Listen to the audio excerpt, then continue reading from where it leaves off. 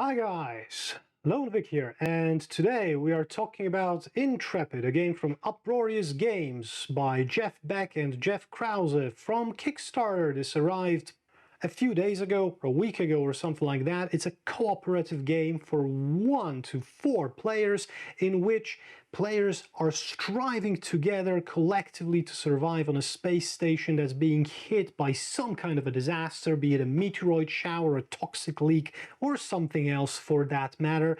Remember the movie Gravity with Sandra Bullock and George Clooney? Think of more or less this theme, but on a tabletop. So today I will introduce you to the setup of the game for a 2-player game, but I will be mentioning all the changes for 3 and 4 players as well. Then we'll go through how to play. I will explain all of the mechanics and the steps in the game, and then at the end of the video I'll tell you about the changes and how to play a solo version, so a 1-player version of this game, and then we'll wrap it up. If you enjoyed this video and if you like all the other videos and what you see in my channel, click the subscribe button, hit the notification bell, and leave a comment under this or any other video, and we'll see each other very soon. And for now, without further ado, this is Intrepid, a game of space survival. Okay, so here I've got the game set up, and the setup looks pretty similar for different numbers of players. I will be playing a 2-player game right now, but here we go. So first you have to set up the board in the middle of the table for easy access for everybody. So I've got it here. You have those 2 orange and green markers. The green one goes into the research track here, and the emergency supplies is the orange one over here. This is the board set up. You've got 4 resource trays over here, one for power, climate, oxygen, one for nutrition, and depending on the number of players you distribute them differently among players. Now in a 2-player game, each player gets 2 of those resource boards of the same color. You can see this light in the top left corner. So these 2 red ones with power and climate would go to one player, and these 2 with oxygen and nutrition with the blue light would go to the other player.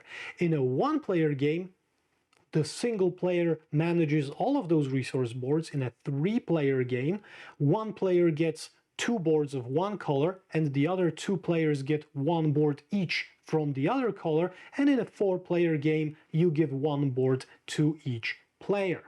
Now, after you distribute those boards, you can also put out some tokens. Now you've got those black markers which are used for disaster scenarios, and they will be used specifically for ones or the others, and they have no basic function in the main game, but depending on the scenario they can have one. There is this die to roll. Again, it's only for those disaster scenarios. There are those disable tokens that you should put out, and there are these amplify and strain tokens. These are 2-sided, red on the one side and blue on the other, and they've got dice symbols on the bottom.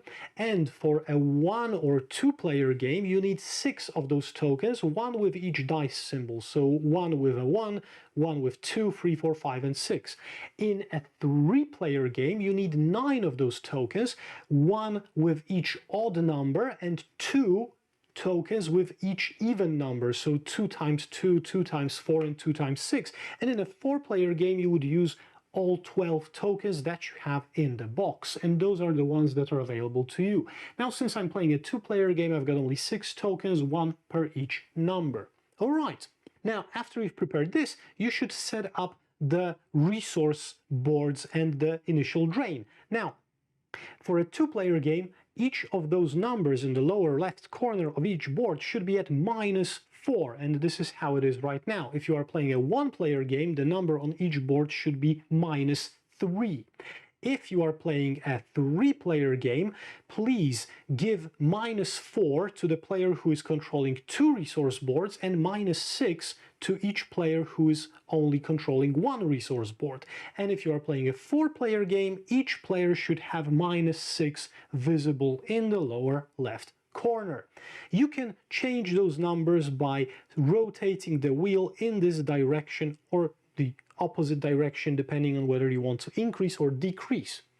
Next, each player chooses a nationality, and each nationality comes in this cool little game tray box.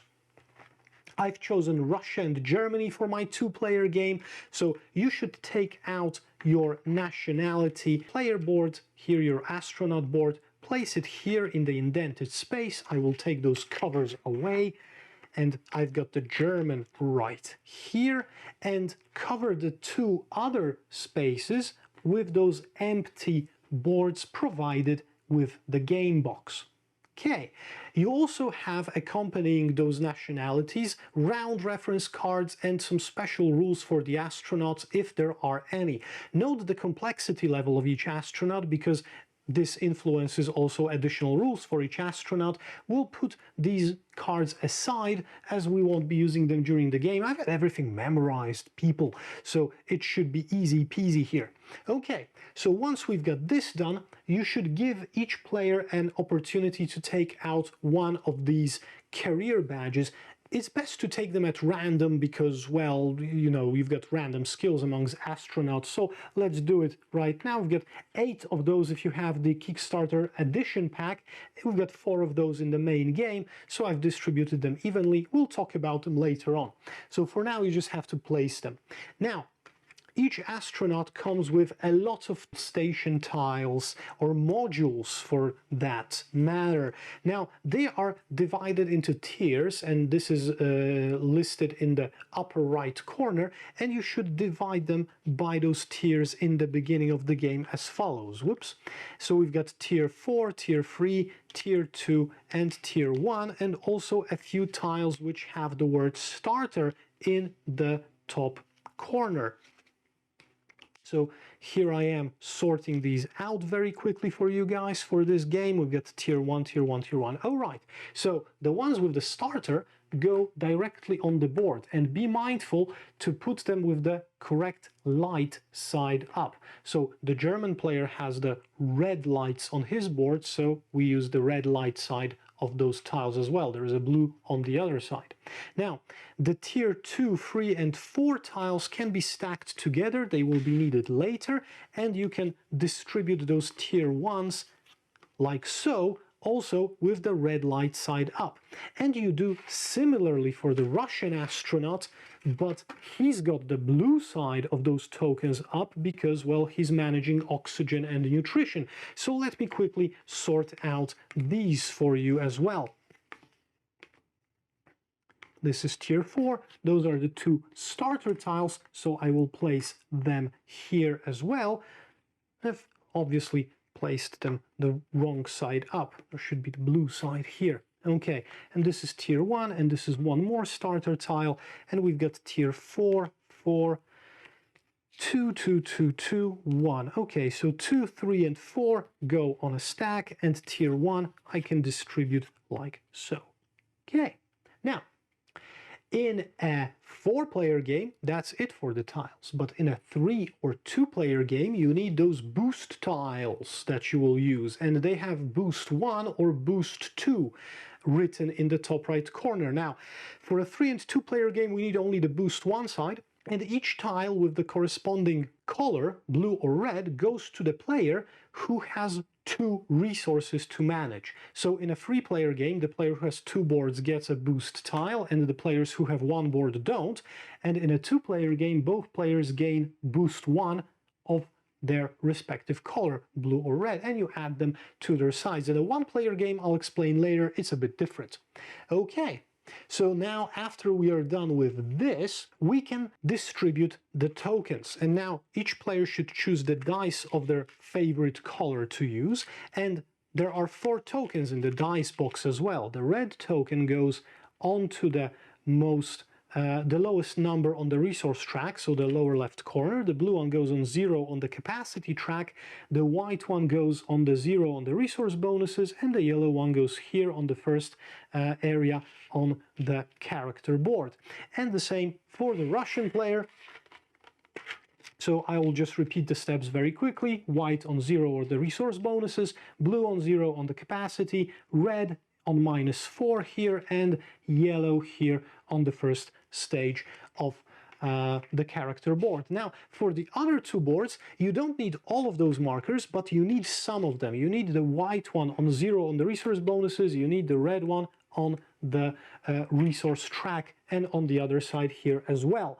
And you won't need the dice probably, well, depending on how well you are doing in the game or how badly you are doing in the game. So we'll set these aside for now, so as not to use up too much space. Okay, so the markers are here, we've got the dice, it's time to prepare the mission. I've chosen the mission called Meteor Shower, and to prepare the mission you need to divide the cards in the mission deck into 4 categories based on the colors of difficulty of the disaster. So we've got green, yellow, orange, and we've got red. And to build the deck for the disaster, you take, after shuffling obviously, you take 3 red cards, you take 3 orange ones, 1, 2, and 3, you take 3 yellow ones, 1, 2, and 3, and 2 green ones, and you stack them together from top to bottom, from green to red. And the rest of those cards, without looking at them, because why should you peek, go back to the box. Okay, you should also take the deck of mission cards and draw 3 cards after shuffling, obviously. Place them somewhere near the board and flip the first one face up. Okay, so now we've got the disaster deck prepared, we've got the mission deck prepared as well. You've got the tokens for amplify and strain, and you know how many of them you need. You've got the disaster tokens and everything. Now, setting the difficulty level is another thing that you do in this game, and the difficulty level can be something that the rulebook calls moderate, in which each player sets their initial capacity to 6. This can be also challenging level with capacity at the start of the game to 3. There can be a severe level of difficulty with capacity at 0, and there can be a futile difficulty level in which the capacity starts at 0, but you also drain the resource 2 times, so you would start a 2-player game at -6 instead of -4. But we will do a moderate game. So we start with our initial capacity at 6. Okay. And this is it for the setup. That's how you prepare a game of Intrepid. Now, before I tell you how to play the game, we will have to talk about 2 main concepts that you need to understand. Ready, set, 3, 2, 1. The main concepts of the game are wrapping of the dice. So what does that mean? We are operating d6s here, ladies and gentlemen, so from 1 to 6 are the numbers on this die, and if ever you have a die that has a 1 symbol on it and you need to lower it by 1 or 2, maybe, for example, because an effect of the game tells you to reduce your die by 1, you are wrapping the die from 1 to 6. So the dice go back continuously. If you, for example, roll a die that says 6 and you have an effect that tells you to increase the die by 2, you would increase it to, you guessed it, to 1 and then to 2. So the dice wrap around in both directions. This is one concept of the game. The second concept that you need to understand and remember about is draining the resources. This is this wheel that you need to spin, and those numbers here that will be changing all the time. Now, if the game tells you to drain a resource by 1, you spin the wheel clockwise so that the numbers move by 1 step. So for example, here they would move from -4 to -5 in this lower corner. And if a game tells you to reduce each drain or reduce a drain of the resource, you turn the wheel counterclockwise, thus reducing the negative number, for example, from -5 to -4 if you need to reduce the drain by 1. And this is it. Those are the key concepts of the game. If you remember about those, you should have no problems in understanding the rules. And I'm starting the explanation of the rules in 3, 2, 1, and here we are. So how to play this game of Intrepid, how to survive in space. The game is based on 6 stages, and I will tell you with examples how those stages look like right now. So the first step is called rolling and placing the dice. So each player, this step can be done together simultaneously, and it requires the most conversations and planning among all the players. This is the most cooperative element, I think, of the game. Each player looks at where the yellow marker is on their player board. The Russian has their yellow marker on the first step on 2, and the German has their yellow marker on 6. This is the amount of dice you will be rolling in the first step of the turn. So let's start with the Russian player because he's got lower complexity. He rolls his 2 dice, so we get 2 5s, and those rolled dice go into the pool of dice. This, the tray from which you take the dice, is called the supply. The dice you rolled are the pool from which you can take the dice to use them. Now, the supply should be unlimited, so whenever you run out of dice and you need new ones, either use the dice of a different color if you're playing a 2 or 3 player game, or use some substitutes. So I've got 2 5s here. So this first step is called rolling and placing dice. So now after I roll them, I need to place them. And I place them on the tiles on the board, on those areas marked with numbers. And the most important thing to remember is that you can place your dice only on your tiles. So the Russian can place his dice only on the blue tiles, the red player can place only on red, but in a 4-player game, for example, each player would be able to place his die only on the tiles with their flag on it, right? So this is very important to remember. So I've got 2 5s right now. Let's see what I can do with 2 5s. Now, this field, this space tells me that I can place a die from number 1 through 6 on it. And if I have a 5 and I place it here, I trigger the instruction in the lower left corner of this tile, which tells me to roll 2 new dice into my pool and then discard 1. And this is what I will do right now to collect more dice. This is the way you manipulate dice in the game. And I've got 5 and a 1. Okay, so I will take this 1 right now and I will add it, and I will add it here and trigger this effect again. Because those areas are separated, this means that every single time I place a die, the effect is triggered. And this also is mentioned in this each die wording here next to this effect. So each die triggers the effect. So again, I roll 2 dice into my pool. Now I have a 4, so I can place a 4 here where the space tells me that I can use a range of 2 to 4, and this tells me that I can roll a new die into my pool. No strings attached. I rolled another 6. High numbers, great. Now I could place this 6 here, because this is 1 to 6, and I may re-roll 1 die in my pool of value 3 or less, but I don't have any, so well.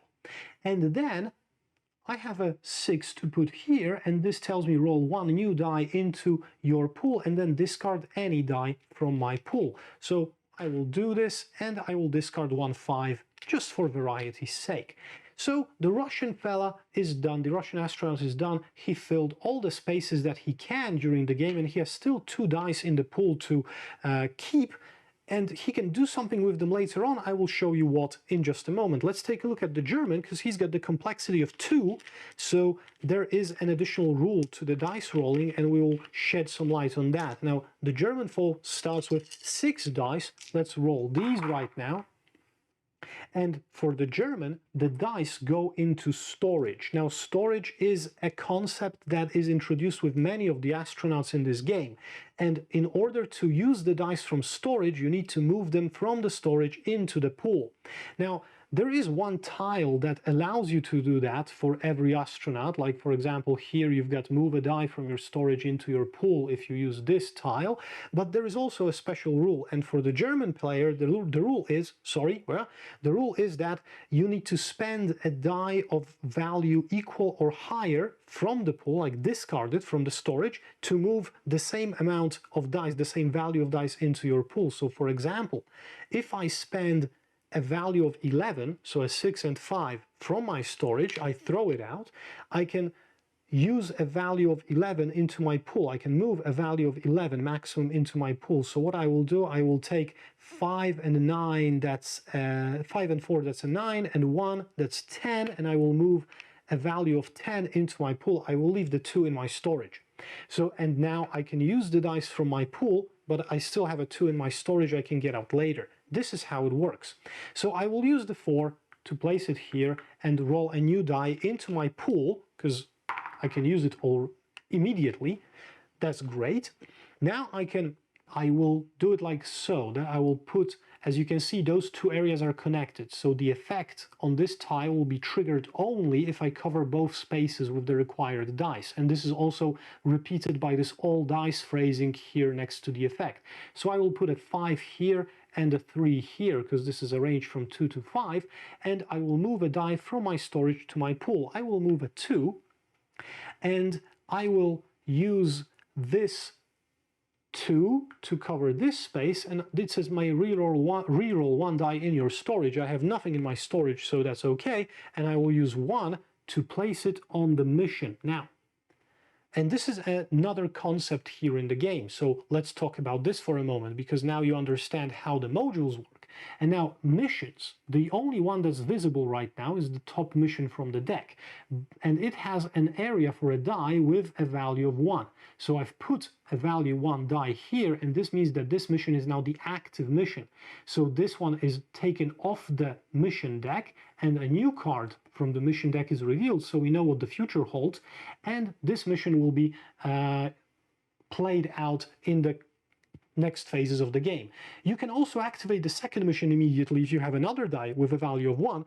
Heck, you can have 3 missions active at a time if you can fulfill them, because the objective of the game is to fulfill those 3 missions before any of the losing factors that kill you will happen, and I will talk about this in a moment. So for now I've activated 1 mission with this 1 die, and the German fella is done. He has no more dice, but he has 1 area here that he could fill with dice, and what he can do right now is cooperate with his Russian friend astronaut and say, hey, you've got 2 dice in your pool, can you lend me 1? Because I would like to fill in this area here. And what the Russian can do is he can transfer a die using those docking modules. You've got 4 of those. He can say, yeah, sure, I can give you a 5. He puts it here on the docking module, and the German player can add a 5 into his pool and use it to activate this tile. Roll 1 new die into your storage. Well, but he won't be able to get it out from his storage right now, so it doesn't really matter, right? But the Russian could also transfer a second die to the German, but he has nothing to do with it anymore. So you've got 4 docking modules here around the board. 2 of them are used to transfer a die of the same value to a different player. 2 of them are used to transfer a die of the same value, or 1 higher or 1 lower, to a different player. If all modules are occupied, you can't transfer any more dice. Now, the last thing is that if you have any extra dice that you don't know or can't spend, basically, you can put them into the habitation module. What does this do? I will tell you in just a moment. So now, this is the end of phase 1. We've rolled and placed all of our dice on the board together, communicating, cooperating, so we should be ready to go to phase 2. Phase 2 is called calculating the results. Now here, each player calculates the results, so the amount of resource produced by each of his active tiles. Now, an active tile is a tile that has all the slots filled with dice.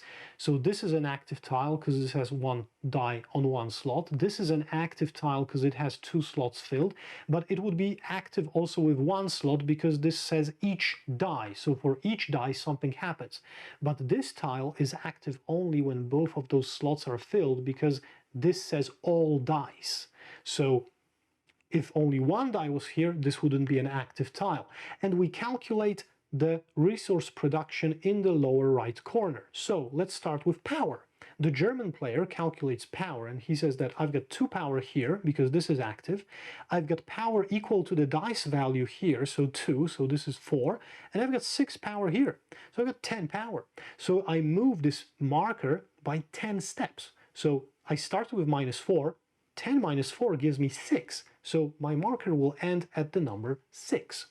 Then the German astronaut calculates the climate that he's generated, and this is a 6, and this is a 6, so he generates 12 minus 4, 8 climate.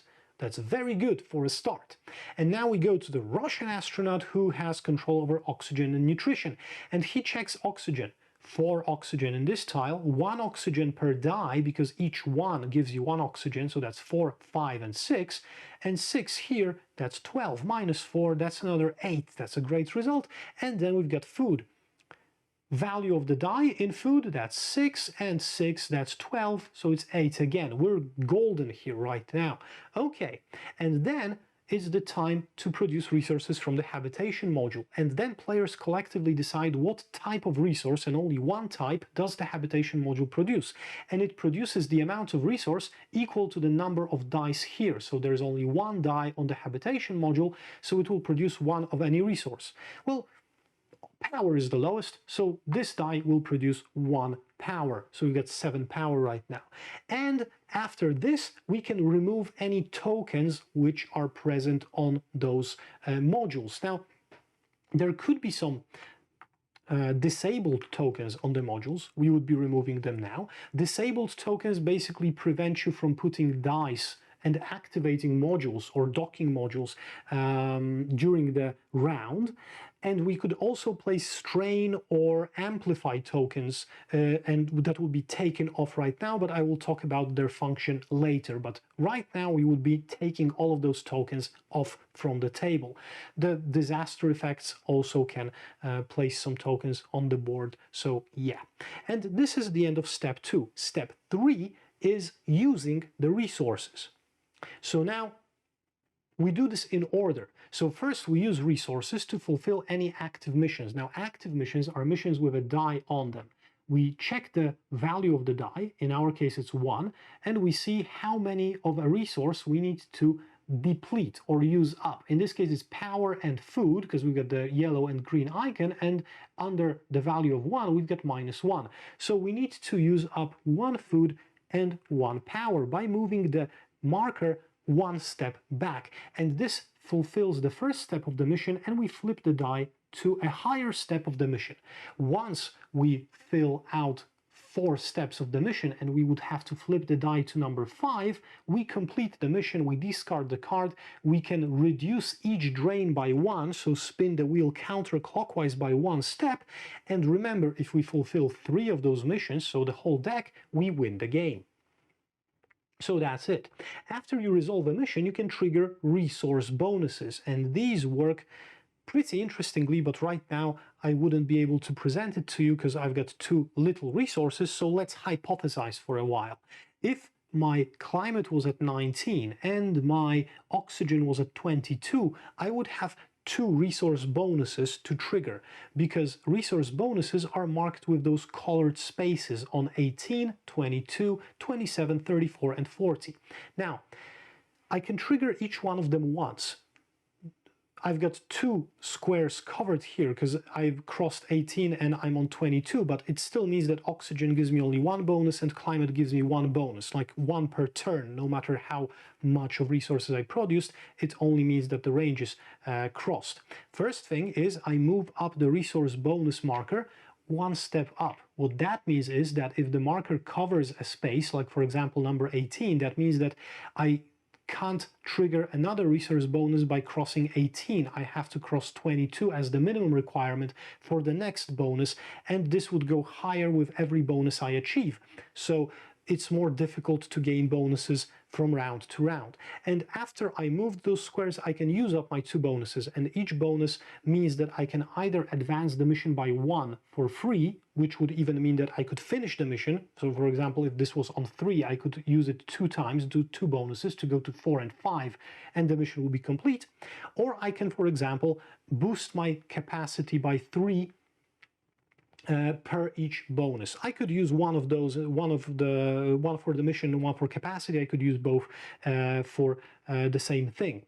Okay, so let's reset this. So this is how the resource bonuses work. After I do that, we should check the minimum resource generation. And this is the main check of the game that tells you whether you win or lose the game immediately. Because if at this moment in the game, any of your resources is in the red, you die.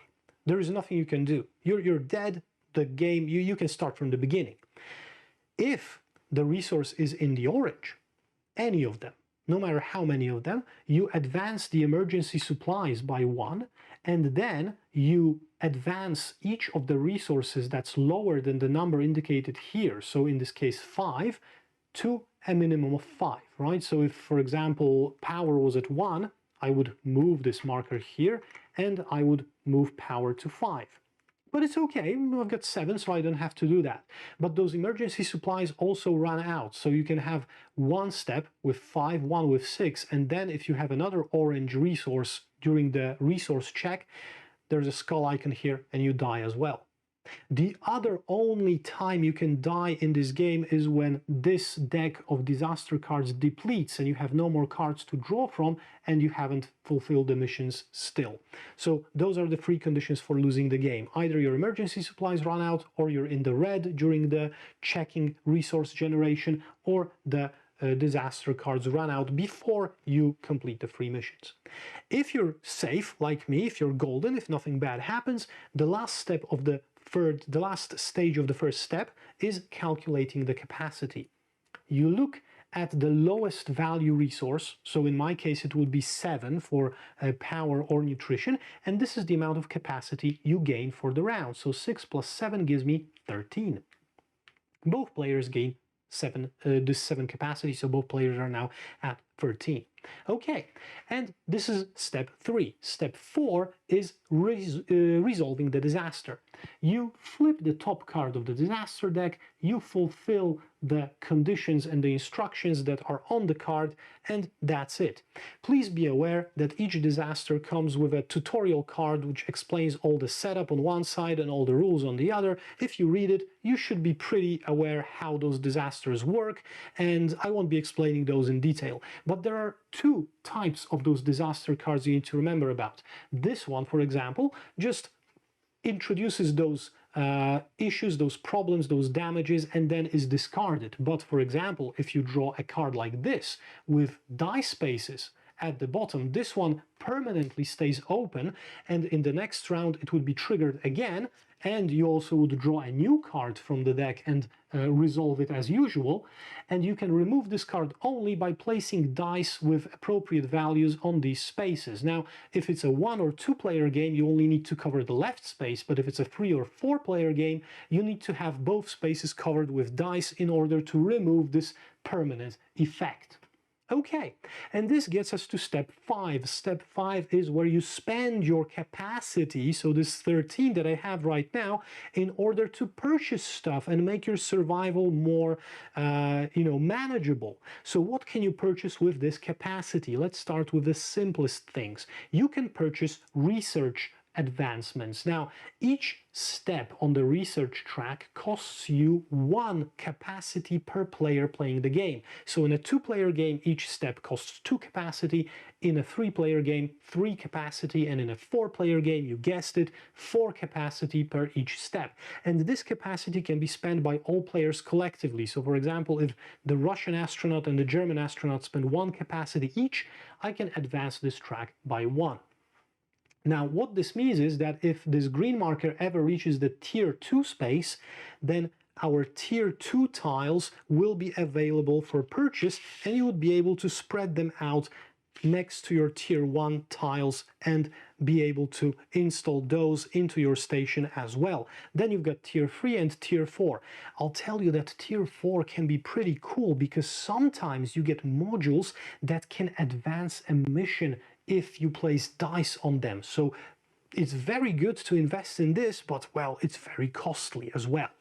But for now we're on tier 1, so I'll leave it at that.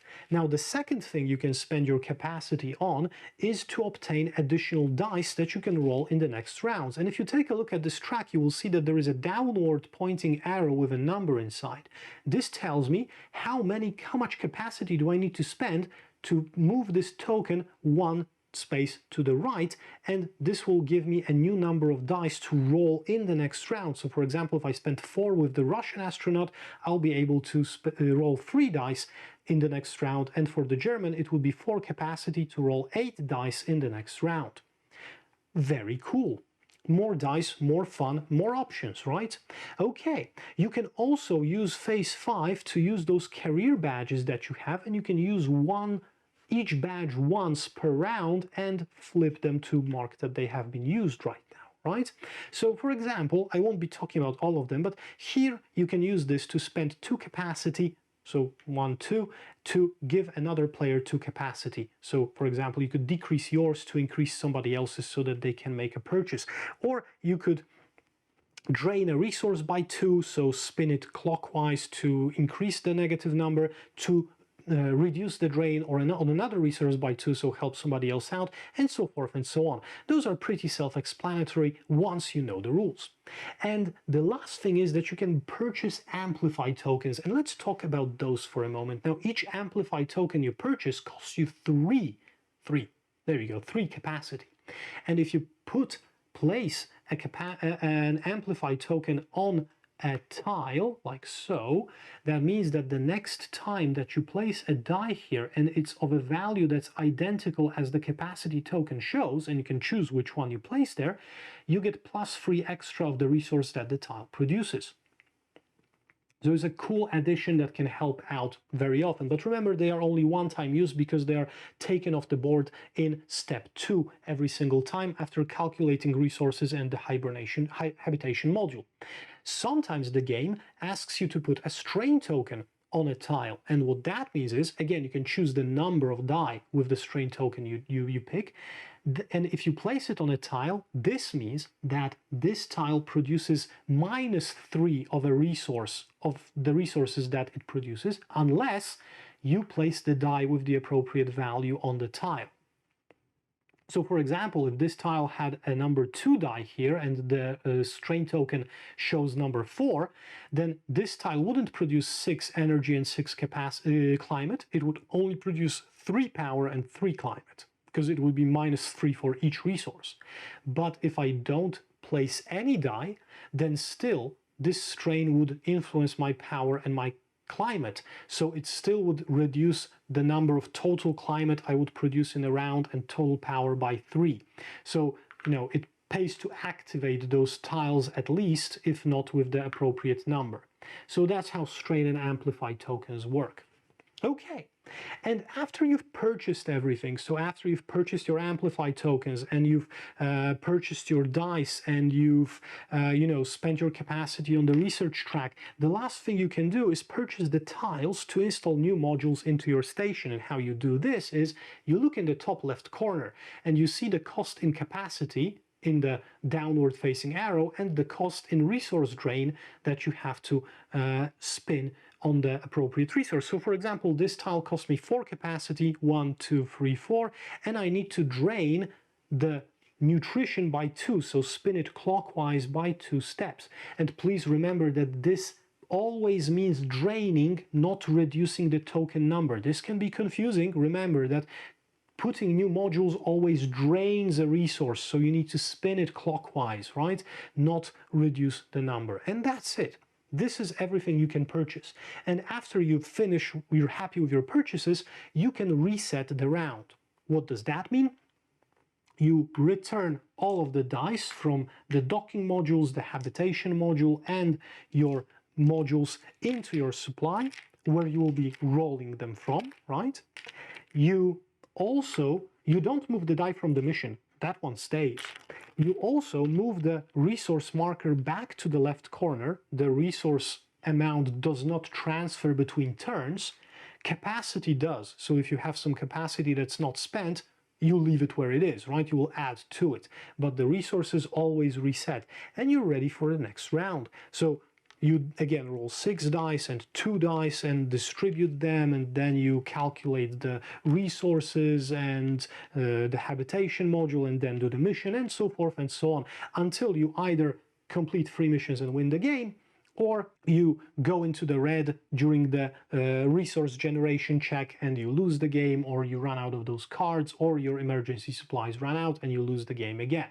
And if you manage to complete those 3 missions, you still have to survive the minimum resource generation check in the 3rd stage, and if you do, then you win the game. It's not automatic, like 3rd mission complete, you win. You have to wait until the check of the resource to see if you're not in the red or your emergency supplies don't run out.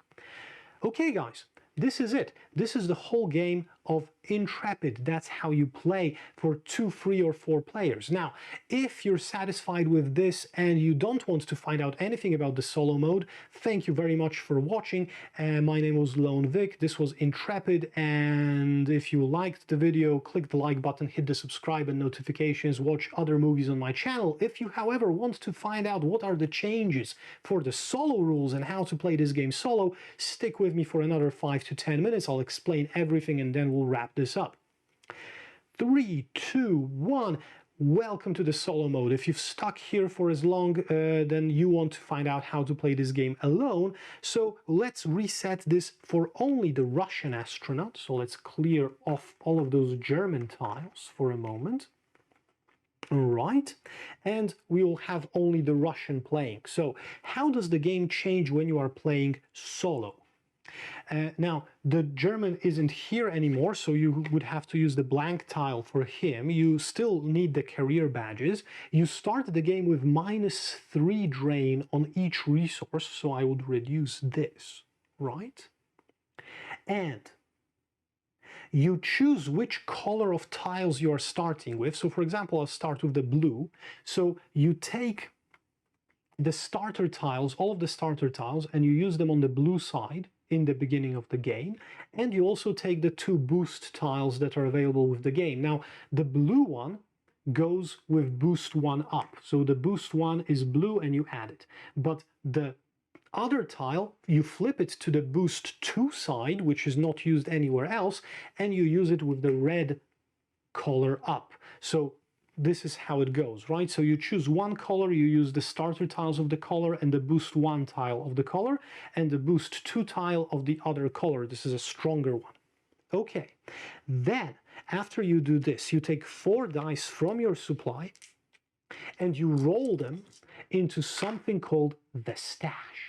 Now, the stash is a new concept used only in the solo game, and those dice in the stash cannot be manipulated in any way. How you use them, I will tell you in just a moment. So right now you are ready to play a solo game, right? You've got only 1 astronaut, you've got 2 boosts, 1 boost 1 and 1 boost 1 and 1 boost 2 of the other color. You have your tiles, you have the stash of 4 rolled dice, and this is it. And let's reset the capacity to moderate. Now, on to the changes in the game. Now, the stash works like this. Whenever you use any of your rolled dice from the pool to place them in a docking module, like for example this 2 here, you can take 1 die from the stash of any value, so for example a 6, and then add a die to the stash with the same value as you put into the transfer module. And so this is how you can kind of change the numbers of dice. So let's repeat this again. I have 2 6s here. I put 1 6 into a docking module. I take a number 1 die from my stash and I add a number 6 into my stash back. This is how it works. The other way the stash works is with this boost 2 tile. For example, this accepts 2 dice from 1 to 6 to be activated. So I will place a 1 and a 6 onto this tile, and it says take 2 dice from your stash, then add 2 new dice, both like this, into the stash. So I've put 2 here, I take 2 2s from my stash, for example, and then I add a 6 and a 1 into my stash. So this is how you can rotate the dice apart from placing them here in order to change the numbers a bit, so you have more options when you are 1 player only, right? Everything else works the same. Now, other rule changes that you have is that when you are calculating capacity in step 3, at the end of step 3, you always gain double the capacity. So if your lowest resource was at 6, you would gain 12 capacity. So it's always double, right? And the last thing that changes is when you are purchasing a new station tile, you can choose whichever side with whichever color, red or blue, is fitting for you. The color decision for the starter tiles is only there for the beginning of the game. Later on, you can install either red or blue tiles it's up to you, you need to survive. This is it. Those are the changes for the solo mode of the game. Oh, one more thing. When you are using the missions, when you are drawing the missions, the only mission that you shouldn't draw in a solo game is called Reboot the Station. So you can basically throw it into the box because you won't be needing it in the solo game. And also the player board, sorry about that, should be used on the other side. The other side of the player board has the solo word on it, so this is how it should be flipped. The values of the dice are sometimes different here, so this is the only thing why it's important. Okay, this is how you play solo of Intrepid. So thank you very much once again for watching. Again, if you liked the video, click the like, hit the subscribe button, ring the notification bell, check out all my other videos on my channel. There will be new ones very, very soon. This was Intrepid, a game about space survival on a space station, a cooperative game for 1 to 4 players. My name was Lone Vic. Have a great day. See you soon. Bye-bye.